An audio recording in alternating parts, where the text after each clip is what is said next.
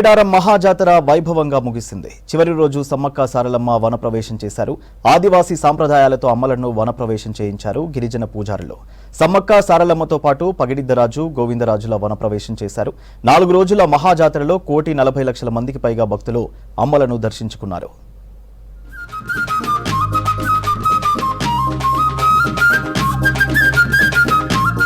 మేడారం మహాజాతర ముగిసింది. దేవతల వనప్రవేశంతో 4 రోజుల మహాఘట్టం పరిసమాప్తమైంది. ఈసారి దాదాపు 1,50,00,000 మంది భక్తులు దర్శించుకున్నట్లు అధికారులు ప్రకటించారు. తొలి రోజు పగిడిద్దరాజు, గోవిందరాజును జంపన్న మేడారం గద్దెలపైకి రాగా, ఆ తర్వాతి రోజు సారలమ్మను కన్నెపల్లి నుంచి మేడారం తీసుకువచ్చారు. మాఘశుద్ధ పౌర్ణమి నాడు చిలకలగుట్టపై కుంకుమ భరణి రూపంలో ఉన్న సమ్మక్కను పూజారులు తీసుకువచ్చి గద్దెలపై ప్రతిష్ఠించారు. సమ్మక్క రాకతో మేడారం జాతర పరిపూర్ణమైంది. ఇసుకేస్తే నంత మంది భక్తులతో వనమంతా నిండిపోయింది. జంపన్న వాగులో స్నానాలు చేసిన తర్వాత అమ్మవార్లను దర్శించుకుని మొక్కులు చెల్లించుకున్నారు. నిలువెత్తు బంగారాన్ని సమర్పించుకున్నారు.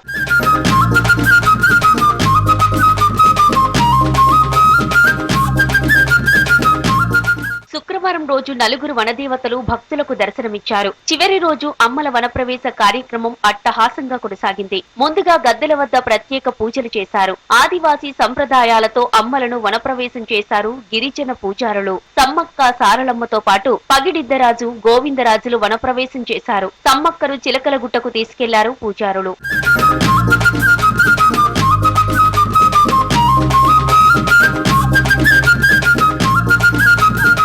ఇవాళ ఉదయం సమ్మక్క సారలమ్మను దర్శించుకున్నారు స్పీకర్ గడ్డం ప్రసాద్. సమ్మక్క దయతో ప్రభుత్వం హామీలు నెరవేరుస్తుందని తెలిపారు. భక్తులకు ఇబ్బంది లేకుండా ప్రభుత్వం అన్ని ఏర్పాట్లు చేసిందన్నారు. 4 రోజు జాతరకు భక్తులు భారీ సంఖ్యలో తరలివచ్చారని చెప్పారు గడ్డం ప్రసాద్. సమ్మక్క సారక్కల ఆశీర్వాదంతో ఇప్పుడున్న ప్రభుత్వం ఏదైతుందో రేవంత్ రెడ్డి గారి ప్రభుత్వం, మా సీతక్క గారి ప్రభుత్వం, ఆ ప్రభుత్వం బ్రహ్మాండంగా ప్రజలకు ఇచ్చిన హామీలను నెరవేరుస్తూ మరి ముందుకు సాగాలని చెప్పేసి నేను భగవంతుని ఈ ఇద్దరి దేవతల వనదేవతలను మరి అదేవిధంగా దేవతలనందరినీ కోరుకుంటూ సెలవు తీసుకుంటున్నాను. ఇక ఇప్పటికే సమ్మక్క సారలమ్మలను దర్శించుకున్న భక్తులు మేడారం నుంచి తిరుగు ప్రయాణమవుతున్నారు. భక్తులు వేల సంఖ్యలో ఇంటికి తిరుగుముఖం పట్టడంతో మేడారం తాడువాయి రోడ్డుపైన వాహనాల రద్దీ నెలకొంది. జాతరను విజయవంతం చేసిన భక్తులు, అధికారులకు రాష్ట్ర ప్రభుత్వం తరపున మంత్రి సీతక్క కృతజ్ఞతలు తెలిపారు. 20 శాఖల అధికారులు జాతర పనుల్లో కష్టపడి పనిచేశారని,